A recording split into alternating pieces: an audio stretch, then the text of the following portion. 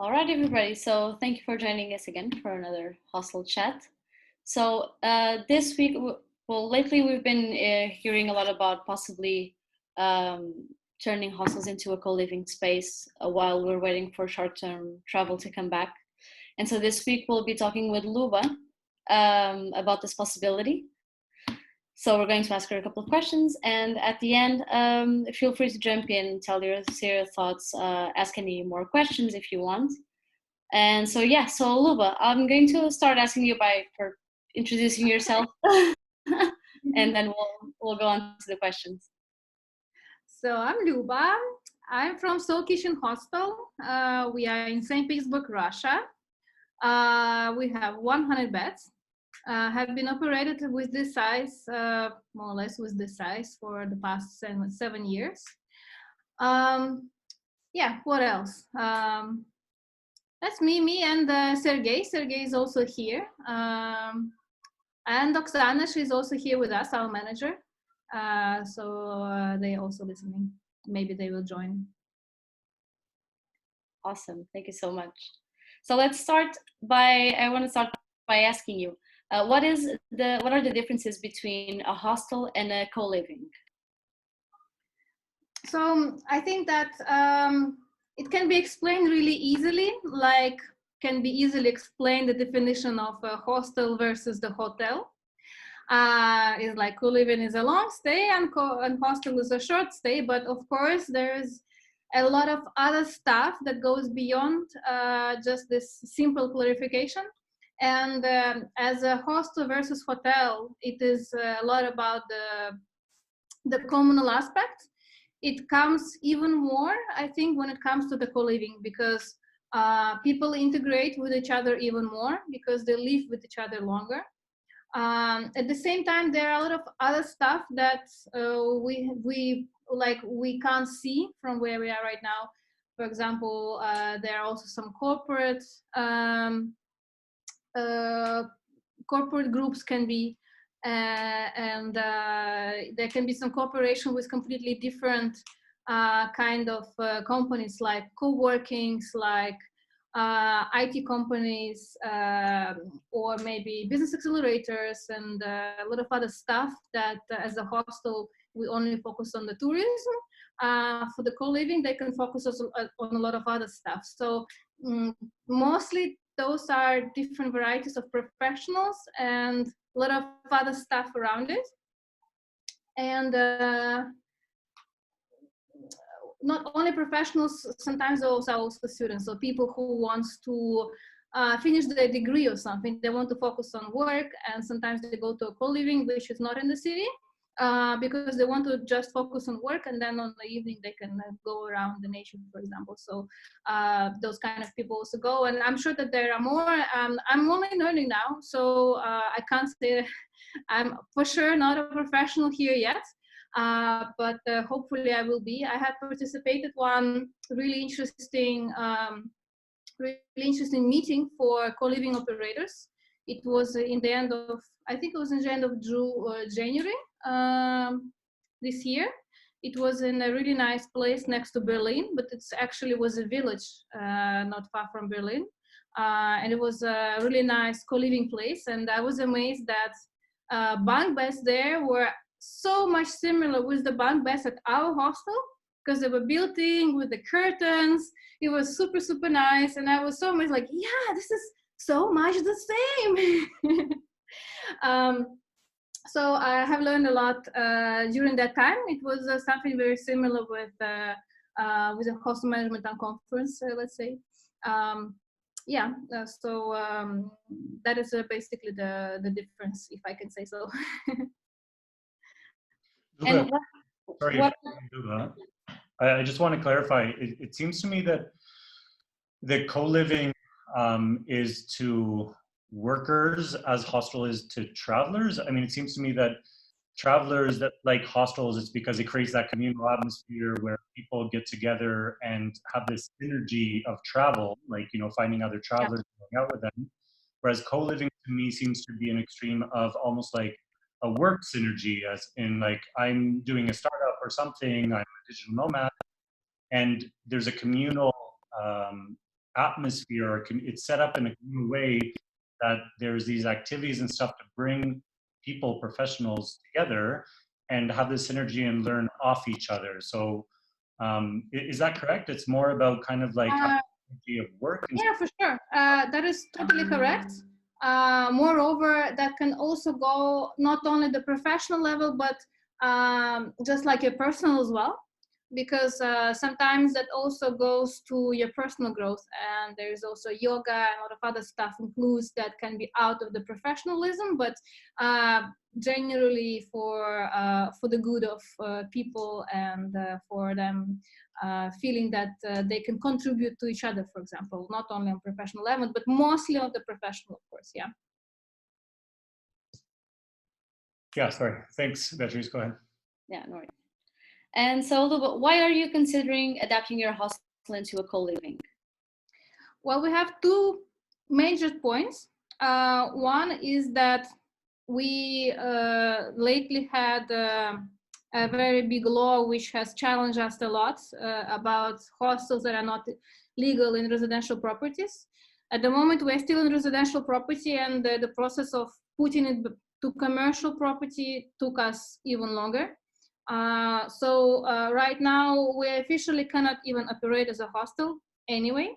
And we have survived yet as a kind of hiding through being a guest house, because guest houses are still legal. So we could still sell rooms, but we were not able to sell beds. So we were kind of trying to avoid showing that we have some shared dorms in the website and stuff like that.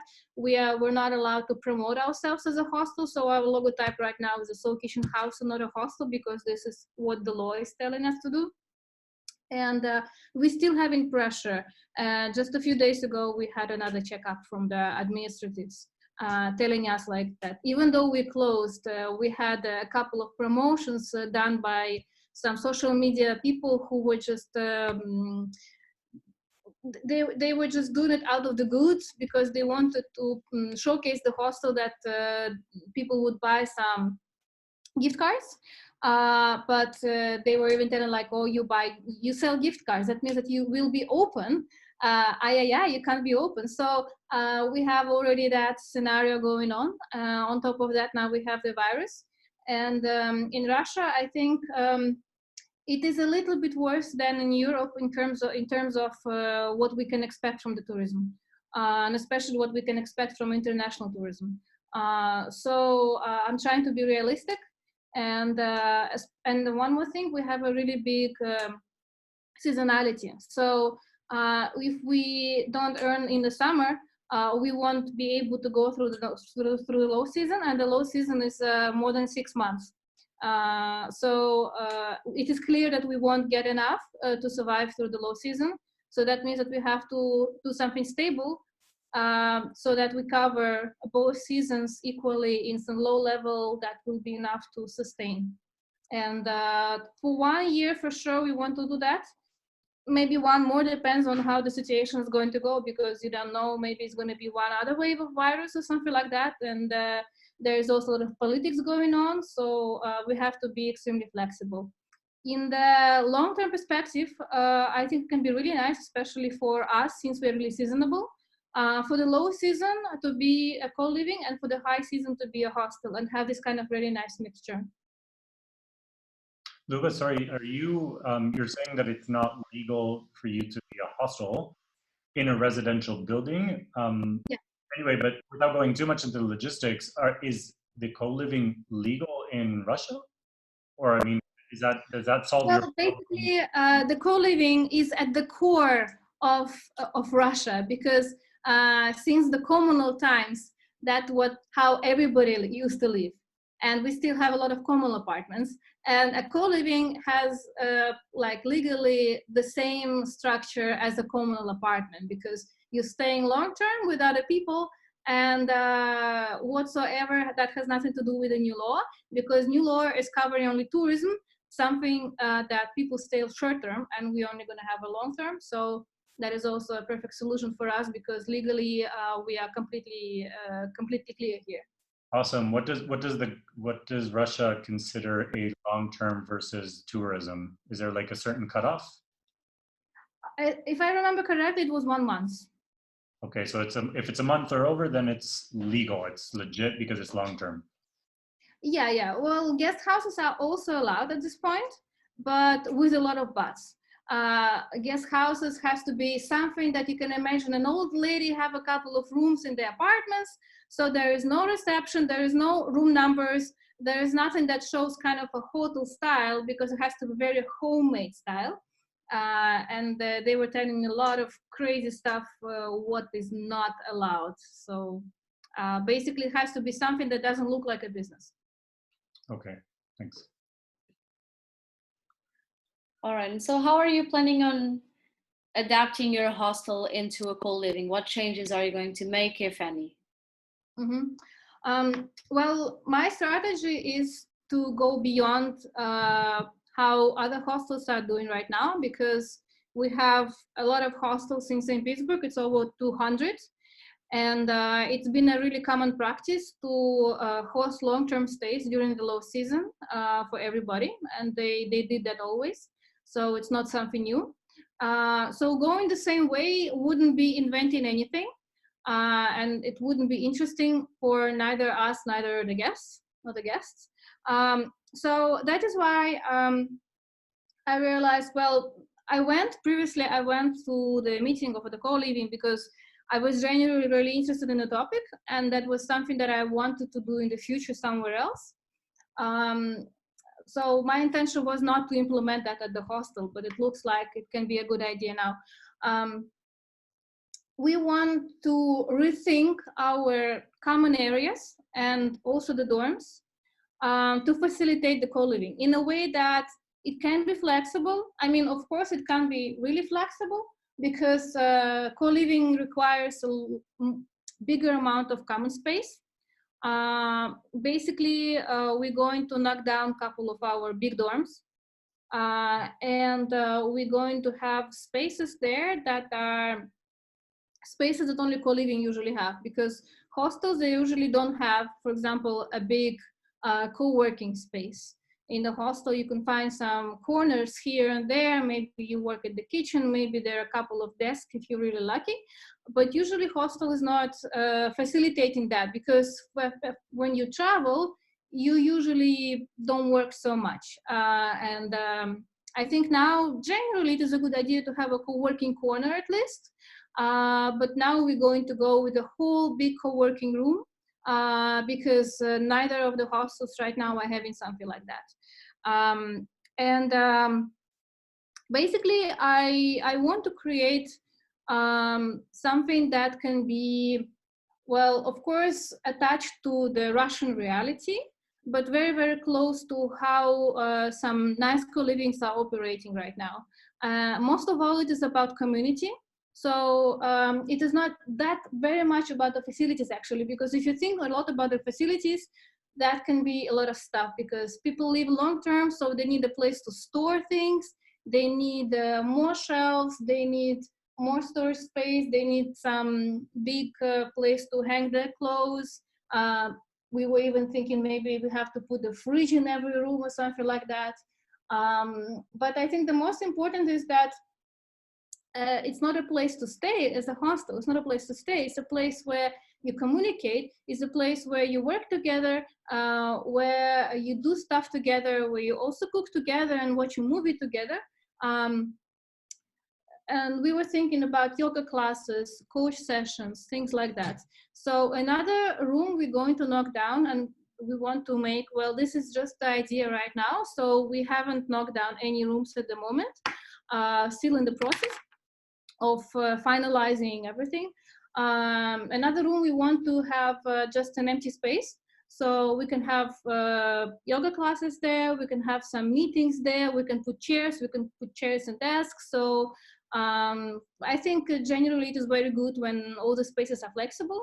At the co-working also, I want that the tables can be put on the side, put together. So co-livings are, of course, a very different type of business, and We have to think a lot about how much we can extra earn. That is why I think it's good to have some more spaces. And we have 4 8-bed dorms that are big dorms. 2 of those we're definitely going to knock down, and another 2 we're going to see how it's going to go. Maybe we're going to transfer them into other spaces. Maybe we're going to keep it as an 8-bed dorm to facilitate as a hostel in future. Sorry, I left a little bit the question. Luba, can I just ask you, when you say knock down the big dorms, are you actually knocking down walls or just? Now the thing is, we have the building beds, and for me, you knock the beds down because those big structures, like, of course, you're not going to kind of put them on fire and everything. We're going to do it really carefully because I really, really want them to be back after some time. Mm-hmm. But we have to make the space absolutely clear from the beds, and then put electricity there, because it needs completely different electricity. It has to be a lot of sockets next to, like sockets into every bed is something really common, but also for every desk has to be a couple of sockets. So we have to find a solution for that, and also make it flexible, and especially the Wi-Fi has to be really, really good. So that is something we're going to work on. So it brings me to a question. Would you be able to estimate how much it's going to cost you to move from a dorm room to a co-working room? Investment, maybe in euros, you can estimate. I don't think rubles will tell us much, but like, you have an estimate of how much investment it would be to convert one of the big dorms into a working space, you know, or the area that you want to create?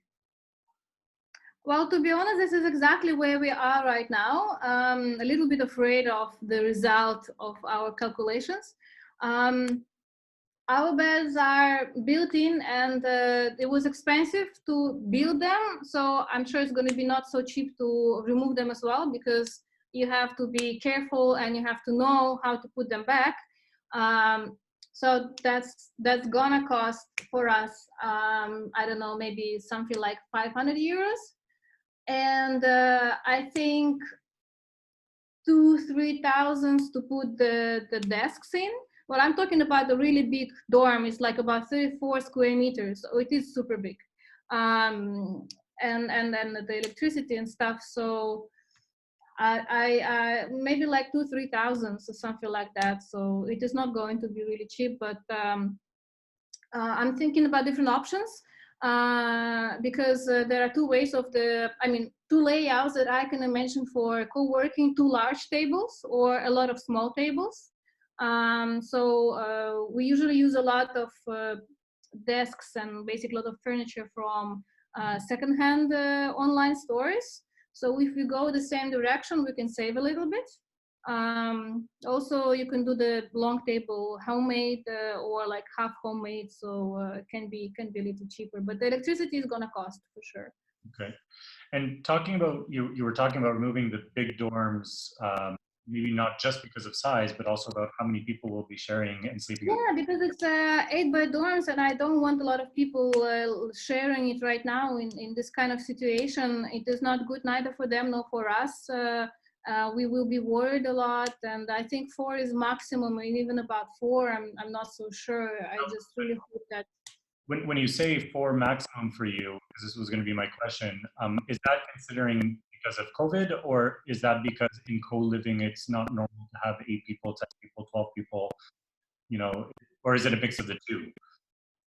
You know, when I was at the co-living in Berlin, next to Berlin, it was 1, 2, 3, 4, 5, 6, 7. Like it was 6. No, it was not 6, 6, 7, 8, 9. It was 9 dorm beds, and they were actually triple. So it was 1, 2, 3 with the nice curtains, but they were, because the ceilings are super high there. And it was another double or triple with the wide beds on the other side. So it was like maybe 12 people or something like that in that room. It's crazy. I think they have maybe 1 or maybe another room like that. So for co-living, it's not a problem having a big dorms. And there is a porch share, for example, porch share project in USA, and they rent some spaces huge and just put pots there, and it can be a lot of pots in the same space. Those are for very, very young, mostly for students or people who just can't afford living in a private room, and they just live in the sports share space. But yeah, I don't think that that's a problem once you don't have all the rooms like that. You can have a couple. I think a couple of rooms like that can be okay if we are not considering the virus. Yeah. Is there, I mean, because I would assume that, you know, I haven't been to a co-living, I've been to many hostels, but although it sounds more and more attractive the more I talk about it, instead of working at home, I could work in my permanent hostel. But I would imagine that working and living, so the co-living and not just like backpacking and staying in a hostel, there's a little bit more importance to the client to be able to rest well. Because it's long-term stay, I need to be comfortable. Yeah. Is there anything aside from what you mentioned about pods that co-livings do in order to facilitate good sleep to their guests? I think that would be really nice to us to jump in here a couple of co-living operators, because I feel like I have to ask questions that also I'm not sure about, because I can only speak from something that I have learned at the session that I had and from what I have read, but not all of the details I know. That space that was in Berlin, it was also partly as a tourist place for summer. So probably they also play around with that. And that space, it was also facilitating groups from different companies. So companies were going there for some kind of team building, or not really team building, but some kind of project that they do together. They live together and do the project, or do some conference together, and they also can live together. So I think it was built for that. We also lived there all together because we came for the same purpose of this co-living mastermind. So like this room was facilitating that kind of events, I think, the most. Cool. Actually, I also have another question, which is, I'm sure you've been talking to a lot of people that actually own co-living spaces, or been seeing a lot of webinars. How do you see that the COVID has been affecting the occupancy in these co-living spaces? There's one interesting video. I'm gonna share the link, and I think the best is to watch it and see how it is, because there's one really nice website called, or a website is basically a project, then non-commercial project called Coliving Hub. And they do webinars and seminars, and they also did that mastermind, and they also have made one conference. They were supposed to do another one, and they're doing webinars. And the last one, I think that's the only one which is available without subscription. That is exactly the one when they're discussing different co-living operators, discussing how they went through the virus, how they are going through the virus. It was recorded quite some time ago, so maybe something has been changed. I have listened to the part that was operators from USA talking. The occupancy dropped from 95 to like 90%. So that is amazing.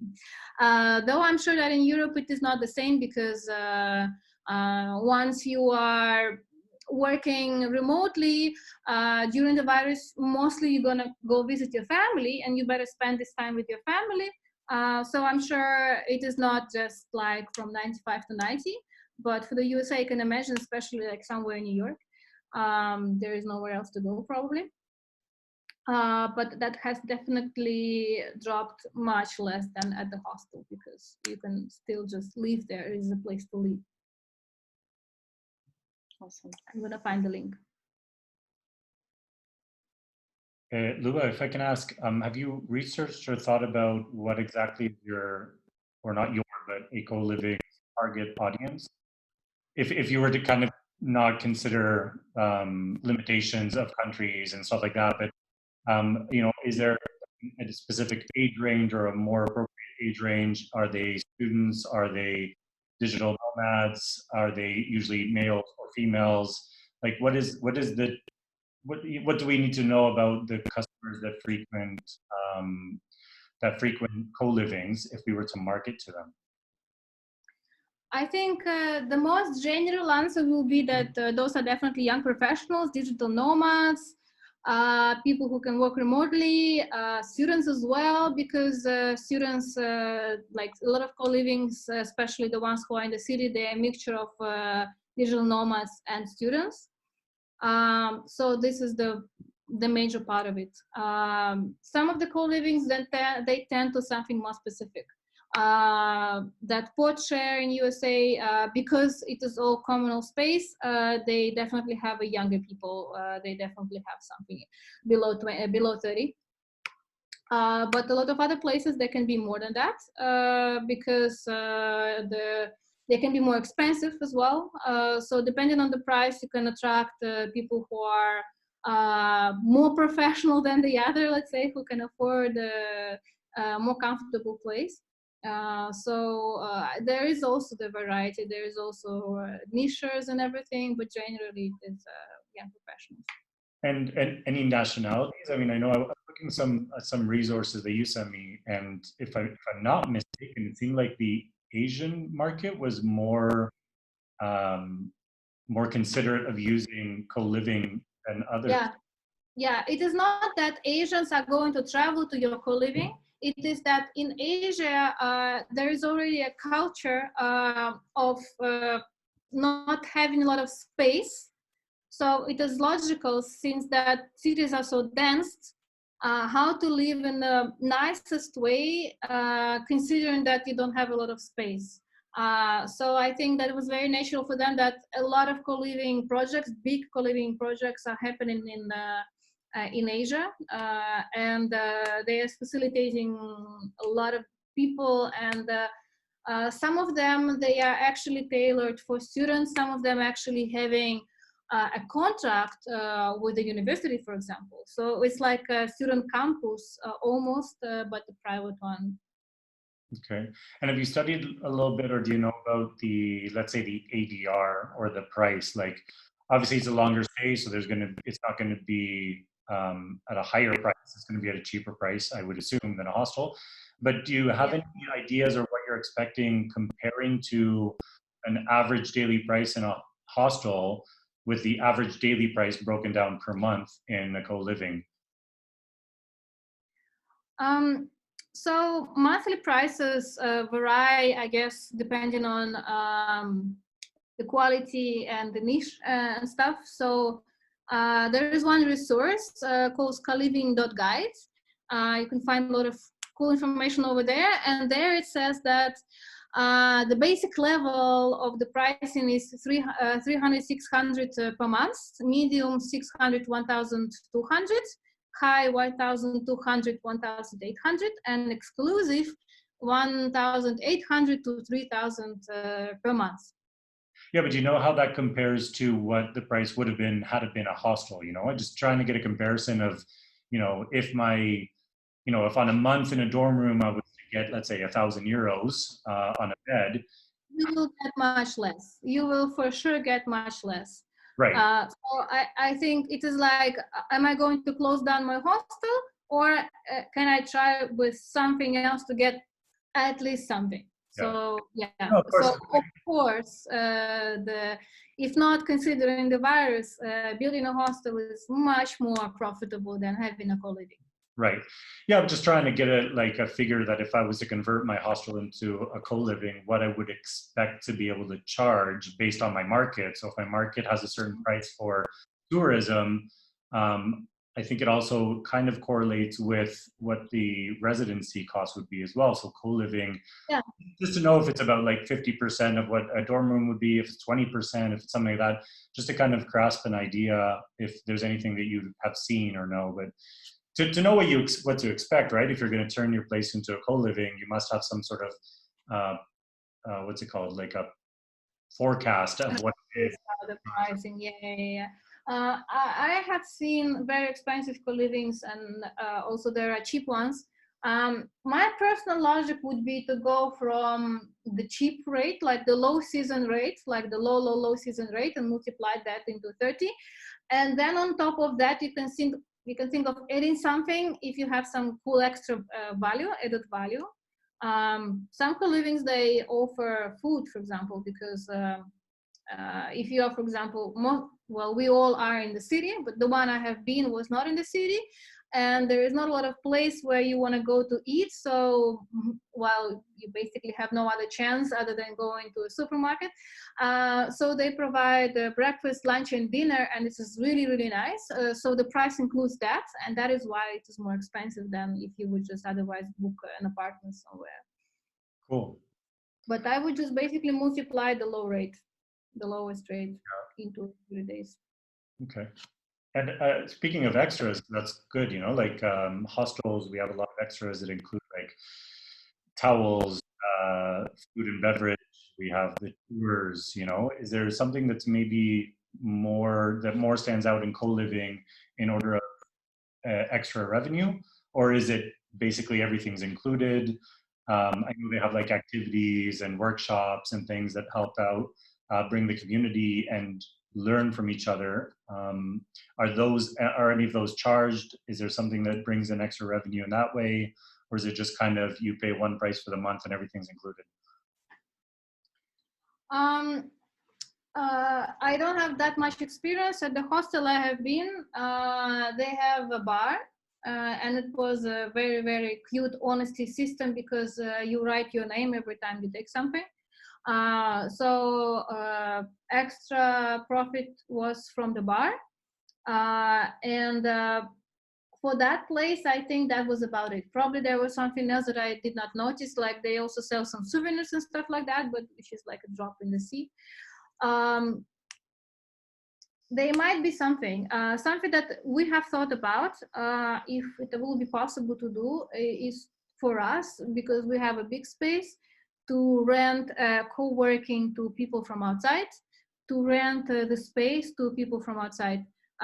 Because we want to have meeting spaces. We want to ideally have some also bigger meeting spaces and smaller meeting spaces.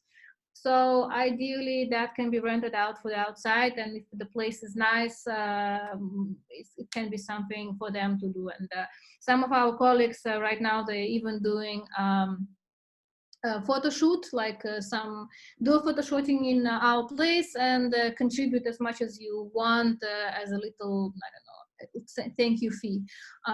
So that kind of things can be possible, but from what I know right now, I don't see a lot of other big benefits other than just using the other spaces for them, like corporates who come to work and leave for example, for a week. You can also facilitate them with the space, with I don't know, the screen, whatever else they need as a kind of corporate service for the event. I guess that is the only thing I can figure out right now from my mind. Cool. No, that's already very helpful to get the mind going about, you know, some extras that can be made with a lower ADR. But again, getting some customers is better than no customers, so we need to explore options and see possibilities. Mm-hmm. I see the question about laundry, linen, and washing. That varies. Sometimes there is once in 3 days, sometimes it's once in a week. Mostly there are some cleaning and changing beds included, but in small co-livings, and there are a lot of really small co-livings as well, the community is doing everything. So you becoming a part of the community, you have your own shift to clean the kitchen, you have your own shift when you're going to throw the trash away, and you're going to take care about the laundry as well. So that really depends. Yeah, that really depends. I just want to ask you another thing about I want to ask you, like, what does it mean for the atmosphere, changing from a hostel to a co-living, and what if if any, what are the differences between activities being organized in a hostel and in a co-living space? I think, yeah, this is generally completely other business. Unfortunately, that is a completely different crowd of people. It can be also like, I'm super excited about it because what I have seen at the co-living in Berlin was really, really nice. Because those are also really nice, really open people. But I'm sure that there is also a marketing and selection and a lot of thought behind how to get those people there and not the other ones who are not nice. But it was really nice because they were also open very much. But generally, it is such a big difference because there are not going to be any small talks. People are going to be busy. They're going to be busy the whole day. They're not going to really talk to each other the whole day. But then some nice things are going to happen in the evening because then when you knew you're going to come with the beer to the bar and you're going to talk to each other, and later you have a greater chance to know someone deeper. So in the hostel, you meet someone. It is about maybe some nice travelings together, visit some museums together. But in the co-living, it is much deeper because you can be helpful for someone to do their job. They can help you with your job. I have seen a really nice thing in that co-living. It was I share and I need a desk, and they were bored, and they were writing there what they can share, and the other people, they were writing what they need. So sometimes there is a match, and it's really nice. You can take a look what's going on there. There is also an events board at the one I mean, it was a really nice events board. Then I'm sure Dan has something to say. There was a really nice events board. It was a lot of nice stuff there. Of course, there are like yoga and other stuff. What I mostly enjoyed was this mastermind because we did the mastermind for the co-living operators, so co-living people who want to join it. And they do the same mastermind for people who just live there every week. And it's some kind of almost like a coaching session. It is mostly related to professional growth, but a lot also to the personal growth. I think maybe it's a combination. I don't know exactly how they do. Maybe it is even more of the professional growth because they start with a little meditation. Then they go in a circle talking about how they spend their day, was it nice, which kind of mood they entering today's space. And they're talking about some issues that they have, some problems that they seek for solution, and then they kind of brainstorming together, and then they share with others, and they're trying to help others with their professional knowledge or just like personal knowledge. And you got to know a lot of people, you got to know them deeper, and you're gonna do that again and again through the weeks, and it's not going to be such a crazy turnover as it is in the hostel. So it is a kind of a nice journey within people that are living there. Awesome, thank you so much, Luba. So that's all for our questions. So we're going to open it for anybody to ask questions. I see in the chat, will you target international nomads or Russian? Well, if there will be already international nomads, that means we can also operate as a hostel, or at least partly. So there is unfortunately no other way as targeting Russians, but we will do it in the scale as we always do, that we're going to, of course, consider international nomads as well. Visa entry policies for foreign, they are talking right now in Russia about doing electronic visa for everybody, and there is already electronic visa. Once you want to go to St. Petersburg, you can apply, and it's for free, and in 4 days it is ready. So it is already working. I mean, it used to work before that, but I think there will be some nice benefits after the virus is going to be gone, because they definitely want to have more tourists. All right, perfect. So while we don't have more questions here or hands raised, I have another question for you actually. Are you considering, I don't know if you thought about this already, but are you considering building a new website to market yourself? Are you going to change the current listings you have, create new ones? How are you going to go about that? You know, it is a really, really big pity to close the hostel website. So I don't know exactly how am I going to do that. But for the co-living, it has to be a different website. Basically, our website is really, really old, so it has to be renewed anyway. So I think we're going to try to come up with something new that is going to be mostly for the co-living right now, but with an information about the hostel. And the thing is, most probably we will be not able to host short terms throughout the year. And we have to consider that and announce that as well. So we will mostly target our website for the co-living in the beginning, that is for sure. Okay. And do you know of are there any platforms that you suggest people look into, maybe where they can advertise their space as co-living, or where they can get more information about this? Do you have any recommendations? Right now, there's just one resource, coliving.com, which is some kind of the booking.com of the co-living. So this market is emerging. I'm sure there will be more, and I also met some people who are about to do that. There was one guy who was doing the co-working platform to book co-workings, and he wanted to do the same for the co-living. So I think it's going to come, but right now it is very, very spread around, so there is no big resource other than coliving.com maybe.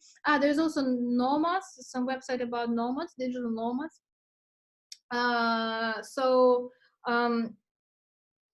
Basically, I think it is all kind of handmade right now. There is no some kind of OTAs that are going to help you with that, unfortunately. So we mostly going to go directly to customers that we think are going to be our customers with the mass media, through the companies. And since we are in Russia, we can't use any of the resources that are international. So we basically have to come up with marketing by our own. But yeah, coliving.com, that is for sure. And I'm gonna look and send. I think there are a couple of others. Yeah, I see that Margaret posted a link on the chat of gravitycoliving.com, and it's a blog post about co-living during COVID-19. All you need to know. So it sounds really interesting. So it's there in the chat for anybody that wants to look at it. Yeah, and Google Maps, TripAdvisor forums, Nomad forums. So there must be a lot of probably Facebook groups as well about it. Yeah. Exactly. So I ran out of questions. I don't know if anybody else has questions and they want to enjoy I'm gonna just post the link, which basically answering really nicely most of the answering really nicely most of the questions that we have covered right now. There you go, co-living guide, and that is like a little guide through opening the co-living. Awesome. So nobody has questions? Come on, don't be shy, people. Dan, you came on for a second. I don't know if you wanted to talk and there was too much noise. Yeah, I think Dan has definitely some additional thoughts about. Dan's not here anymore, guys. Okay. I would really love to ask people who of you guys are considering turning a hostel into the co-living. Well, no, I'm not considering in turning it into a co-living, but I'm considering in maybe adapting it for those next months before next summer, or during these months before next summer comes, because we have a low season as well in Lisbon, and those low season months we never have profit like you. We need to have a big profit during summer to cover the losses during winter. And I know that I'm not going to have any profit for the next 12 months, more or less, or 11 months or whatsoever. So I was planning to maybe adapt the hostel to accept co-living people, maybe together, and mix them with short time as well, and try to make this a place where both people working and people just spending some days and some weekends can live together. Yeah. We did have some for the last years, but not a lot of them, but we already had some. So maybe we can make some adaptations and some just adapt some small things at the hostel in order to make it comfortable for people who want to stay and work there, but not that so big changes as you are planning, because we can still operate as a hostel. Yeah. I think it is super useful for everybody to have a space for working. And for us, it was always a little bit annoying seeing people just using the space in a big common couch and just sitting there the whole day with their computer. And it is like, I would really love those people to be in some dedicated area, because they don't want to socialize. They're right now working, and once they sit on a couch, they actually want to socialize. You can interact with them, and you don't have to feel that you are distracting them from working. So I think it can be really nice to think of the working space, some working corner or some working room or something like that, something quiet, where they can focus on the work, and once they go out to the other communal space, then they are in the social space, and they can be social. I think Anna wanted to say something. Don't know if...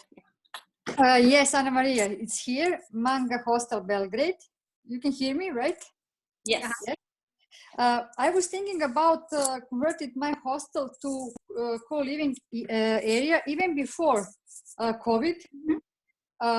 Because I had some law issue as well, even though my hostel is open for 12 years, and last summer I had some law issue. And I'm tired of having too much people around in my house, because it's not that big hostel, it's 24 beds. And I was thinking about to make co-living area for like a 13, 14 people maximum.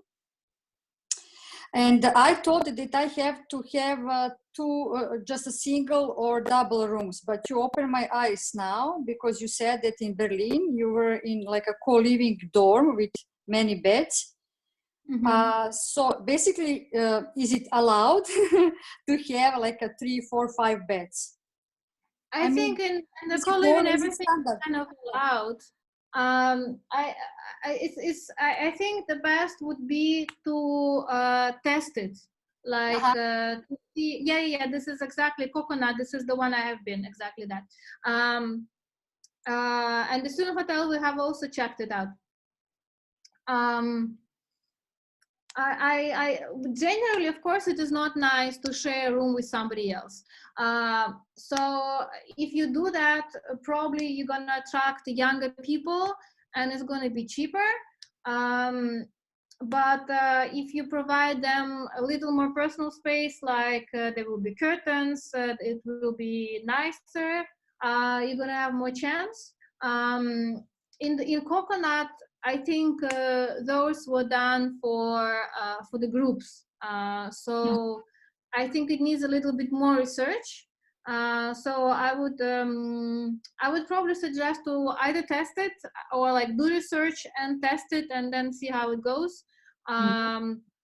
Because if you're gonna have a cheap dorms for long term, that can end up with troubles from the residents, because the ones who don't pay a lot, they might not behave nice.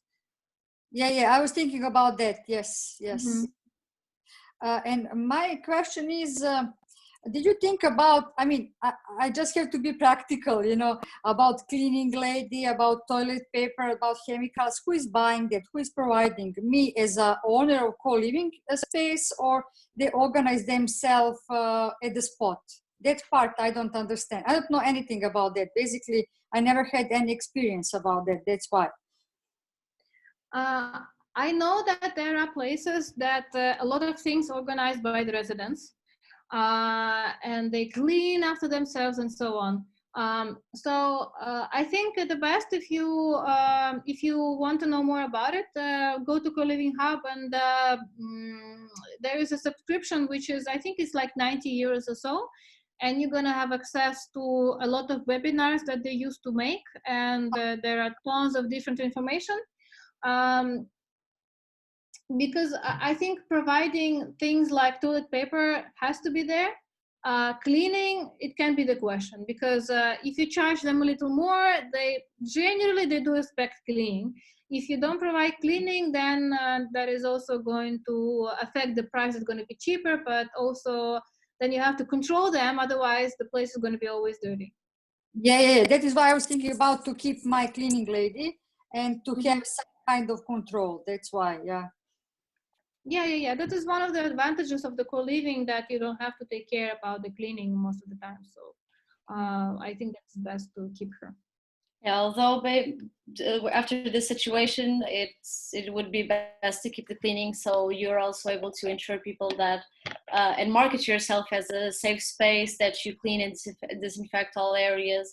That way people will trust you more and probably will be willing to pay a higher price to be in a place that actually has professional cleaning instead of being the residents cleaning themselves.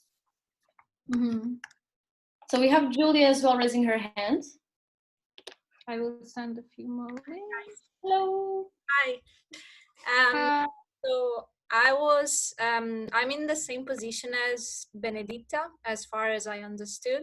We are not considering to turn the hostel into a co-living, but it would be really helpful to have long terms to minimize expenses. Basically, well, I'm in Italy and I'm on the coast, so we are already very seasonal. I'm kind of pessimistic about this year, so I don't expect many tourists, especially because we have to get used to our domestic travel first. And we all know that Italians don't like to be in a hostel, but they also don't like to share. And I think a lot of them would be scared now to share spaces like co-living and co-working. So in my case, the only target, I'm not able to choose the target. I think the only possible scenario would be to gather either workers, because we have big like workshops, and they might need to contract people for like a month, and it's the company pay for the workers, and they are cheap, so they don't want to spend a lot of money. They just want to place their workers somewhere as long as they need to be in town. And the other option could be students. We don't have a big university, but we have the only like naval design and engineering university in Europe, together with Southampton. So we occasionally actually had people staying at the hostel while looking for an apartment. Again, probably, I don't know how it would be with school next season, because they're talking also about doing some like shift. Like they're not even sure how school and university is going to be. I don't know about foreigners, but we have people coming from all over Italy. And I think, well, we have to say, we saw a lot of apartment B&B now are trying to get rid of like tourism license and to rent to long terms. So we already have big competitors. So the only option for us, I think, to be successful would be cheaper prices, but also for students, for instance. I have experiences with like family members and stuff. They have to, they got locked in, they couldn't go to university, but they're still paying the renting for the houses they rent in another town. So maybe our strong point could be no deposit. If for any reason you cannot stay anymore, I wouldn't ask you to pay, even with a short notice, Could even be if you go home for the weekend and I can resell the beds, or for Christmas and stuff, I can make you a special price. You have everything included, like you don't have to pay bills, toilet paper, detergent and stuff like that. So that could be helpful, especially for people who might have to stay only 3 or 4 days if they have like shift for work or for university, because they're also talking about reorganizing work in like as much smart working as you can, but from home. Not like people here don't have the culture of co-living. They wouldn't share a space with stranger, especially Italians. So that could be the perspective here to start working again somehow. Also because actually the laws are really, I'm pessimistic, so I would prefer something more specific. Right now, law is really general. Basically, they tell you, beside few precaution, you can do whatever you want. They don't even forbid dorms. But then they say, but if anything happen, it's your own responsibility. So we don't even know, and co-living, well, not co-living, long-term could be a problem, like still be a problem, because they're not, they didn't live together before staying in our space, but now workers would share a room. So there were cases they call like the trading association to us suggested, and they say you're not forbidden to host 2 workers together, but we strongly recommend not to, because even in those cases you should guarantee like a meter distance between 2 people. Someone even say like to put some plexiglass to like it becomes like a glass prison to ensure there won't be any contamination. We don't know what to do with the kitchen, and if you have like, we are a small business, but even if we have like 10 people in house and they're all strangers, although they are long term, what should we do with the kitchen? So it's really sensitive also, what can we do, which risk we have. But it would be a solution, because in my case, I will have to let all my staff go, at least for now. So I need to find a solution where I can cover everything. Maybe like my business partner can help me partially, but he has another business as well. So we have to find something. I don't need any staff, like we'll do everything, but because we are a small business. Otherwise, we would just hibernate and wait for next season. If we don't have more.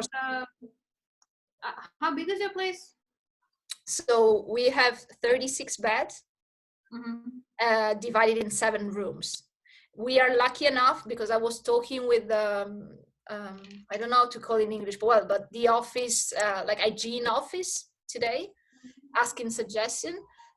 I'm lucky enough to be able to give all, except for a room, every room could have its dedicated bathrooms, even if it's not en suite, but I could give them the key, and that's what they suggested, because this is a paradox, but if it's a bathroom is shared, either you clean every time someone uses, and who guarantees like someone is using at 3 a.m. and you're not there to clean? I mean, no one would inspect, but if you find someone who are willing to get some money from you and denounce because they might have had symptoms, or well, it's hard to prove, but it's also not nice to be concerned about these kind of things in this moment.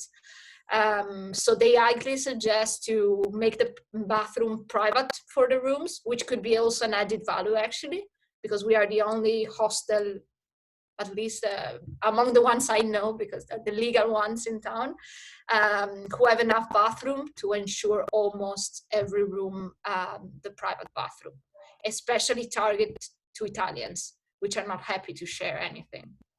So that could be a solution. But yeah, it's still like, we don't know, like the board is open. Yeah, you're either thinking of a solution during the COVID. What I think what we're discussing now is like the post-COVID, where you struggle because lack of tourism, but you can already do something because you can.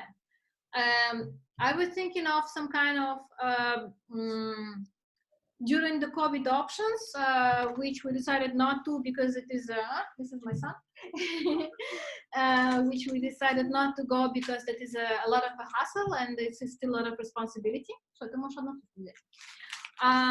that like people have to be inside, and if they can also work inside because you have a co-working and even you have a space where they can work out or something like that, not allowing them to go out, and they do quarantine in their own room for 2 weeks after, or 1 week after they did quarantine in the private room, then they can enter the common space, and they have to do everything inside the space, inside the hostel. The only space to go out is the balcony. So like this is like a COVID-proof solution, because after you know that they're not sick, they can be like without this little bubble.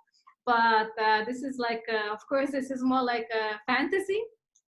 But that fantasy, I think, if to imagine we already have a co-living, and then another wave of virus come, and you will be not allowed, because in Russia the rules, for example in Moscow, the rules are really strict and you really cannot go out. You have to have a special pass to go out. And staying alone for another couple of months will be really terrible. So in case it's going to happen again, and we have a co-living already, that can be something nice. You do everything inside this little space, but then if you go out, you can contagion everybody else, and then it is not good. So I think with 7 rooms, it's more like a little communal apartment. There are a lot of big apartments all over Italy where students live together, and there are no rules. So I think if you give all the responsibility to them, so like they create the society within each other, and they are responsible by themselves, and you just provide them a rental agreement long-term and nothing else, not as a hostel, but as a owner of the space, or I don't know, the renter that you can sub-rent. Maybe in this case you can avoid being responsible for it and just put all the responsibility to them. But they have to organize themselves at some point. That's not going to be easy. Yeah, I was going to mention Julia was probably going to think of her neighbors and complaints. I do want to talk a little bit about, I know like this conversation is not about, and I don't want to turn it into COVID and protective measures and what your country will allow, and with private bathrooms and not private bathrooms and things like that, because every country is different. It gets us kind of depressed about it when we start talking about it. But I do want to mention, because it's very important, and it kind of goes into the kitchen comment that you made, Julia. And I've talked about this in past hostel chats, and I do think it's really important that everyone understands that the viral load is something that's really important in COVID. And we're starting to see that as well. Just as an example, I have a lot of medic friends here in Spain, in Madrid, where we've been hit really hard, and we had a collapse of the healthcare system. And we're starting to get back into living our normal life. And what I'm getting from my friends that work in the healthcare industry, they're saying that they're seeing a lot less. They're seeing more cases as we come back out, or it's not coming down, but that the cases are less and less severe. And this is a very good proof of what the viral load, or the importance of the viral load. And what it is that if you get infected with one virus, that one virus, and it'll always be more than one virus, but if it was one virus, that's going to multiply in your organism over and over and over again while your body tries to fight it. And it fights it off, and then you create antibodies, or you create an immunity. But if you get infected with 1 million viruses because you're just out there touching everything, talking to everyone, and there's no measures in place, then once those millions replicate, you'll get to a more severe case that your body can't fight it off. And that's where you see really severe cases happening. I just want to keep that in mind, because, for example, things like the common kitchen. The common kitchen could be a potential place for people to really be in close interactions, cooking with the same utensils, not cleaning properly, things like that. And I'm not saying don't use a communal kitchen, but as I was talking with Benedita actually about like whether to offer meals or not offer meals, I would highly suggest that you make it very intriguing for your long-term stays and for all your stays to have the communal dinner. And when I mean communal dinners, I mean one person's cooking it. You know, you have your volunteer or the person that's hired, and they're the ones cooking, they're the ones serving it out, so it's not a buffet style. So I think if we gear everyone towards that with built-in prices or very attractive prices. So for example, we were talking about, you could have a la carte, you know, like if you don't want a meal plan for the whole month, you could have a meal for €2, you know, like whether it's breakfast, lunch, or dinner, we always have a dinner available and it's only €2. So if somebody says, well, today I don't feel like cooking or whatever, they know it's just going to be €2. It's a quick incentive to get them to eat that communal dinner. And make the month plan even cheaper. So let's say it's going to be €70 or €100 for the whole month. That includes meals, no matter how many you have. As long as it covers your cost, and maybe as a way to add some extra income, but as long as it covers your cost, at least you're incentivizing them and incentivizing them to eat with you. I mean, like not be in the kitchen and cook and like sharing who's going to cook when. So I think it's really something to take into consideration when we're talking about long-term stays. And I also want to get into the balance a little bit of, I think Luba is doing a great job by converting into a co-living, because at least for a year or two, because I think that's the direction she needs to go in with the restrictions that the country has. And I think it's really good that we short-term in other hostels introduce a co-living kind of paradigm, or like a way of working and a way of relating within each other, marketing to long-term stays and getting people in as a co-living. But there's a term in English that I don't know if anybody knows would understand, but it says jack of many, master of none.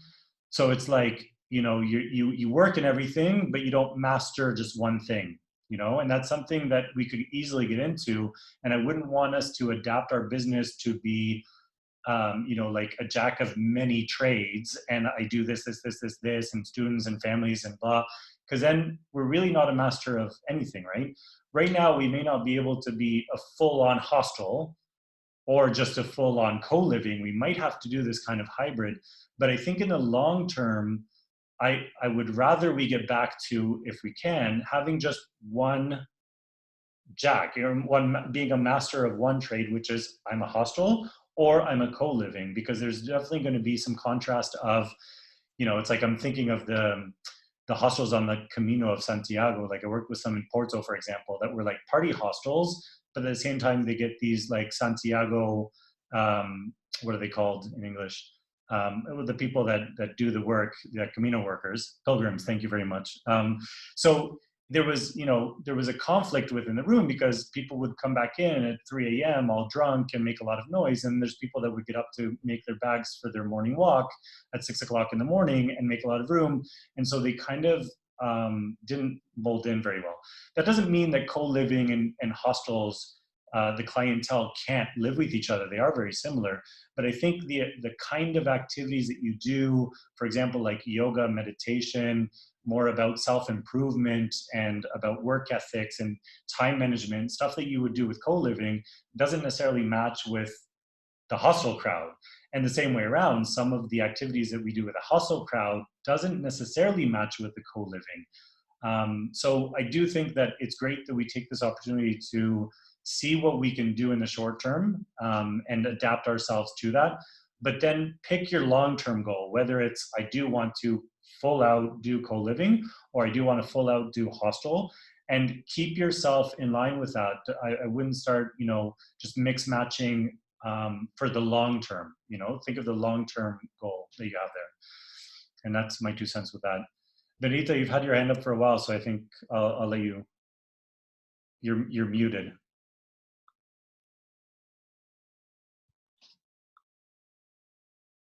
No, you're muted again.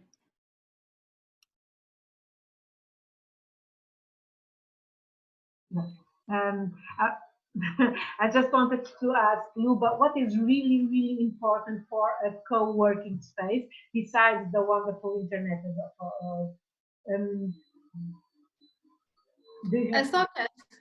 A socket, quietness, basically a desk, a socket, a chair, and the quietness, and a chair ideally the kind of the office chair, because like for example, now I'm sitting in the kitchen chair like this. That is no good, because your back starts to hurt here after some time. So there has to be the chair that is comfortable to sit for a long time. Like if we're talking about the good co-working space, like the one where you're actually going to spend a lot of time. Yeah, and the electricity for a couple of devices, maybe some desk light, but that is probably not so important because most of the people, they work with the computer, so everything is illuminated. But yeah, some good light has to be there anyway for the working atmosphere. Okay. And it should be not like people are coming in and out. It should be quiet. Thanks. All right, so I think that's everything for today. Leo, would you like to add anything, or can we wrap it up? No, I think that was good. A good chat. We saw many different points of views, different people in different situations. It was good to get a grasp of from Luba, who's been researching about co-living, what exactly the differences are and how each one of us can adapt to that. And use that information when we start, like accepting long terms, if we're going to start accepting long terms, and how we're going to do that. I will mention one thing that I think I don't think anyone in this calls from the US, but there are some countries, I'm not sure if it's all the US or just some areas, but I've heard that some countries have these like long-term laws that if somebody's there for more than a certain amount of time, then they can claim tenant rights and you can't evict them and things like that. So make sure you're also up with the local laws of what rights somebody has to claim tenancy or whatever if they're in your space for a long period of time. Yeah. But yeah, with that, I think we had a great chat. Thank you everyone for coming. So as usual, I'm going to send a follow-up email with the recording of the call. And this week I have a special request to make each and every one of you, which is with this follow-up email, we're going to send a survey, which we would really appreciate if you could fill it in, asking you guys, what would you like us to talk about? We feel that these hostel chats have been very helpful, but we think that they can be even more beneficial if you guys reach out to us and tell us what you want us to talk about and what you want us to dig into. So I'd really appreciate it if you guys would take some 2 minutes tops to fill in the survey. And next week, actually, we can already announce what we're doing next week, at least who's participating. I'd rather we wait to announce it until we have it. Sorry, bursting your bubble. All right. We're going to keep it a surprise. Yeah. So you have to stay tuned to our social media channels. Sorry. Oops. All right. So that's it from us. Please enter the survey and have a great day. We'll see you next week. Bye, guys. Thank you very much. Bye. It was nice meeting everyone. Thanks, Luba. Ciao, ciao.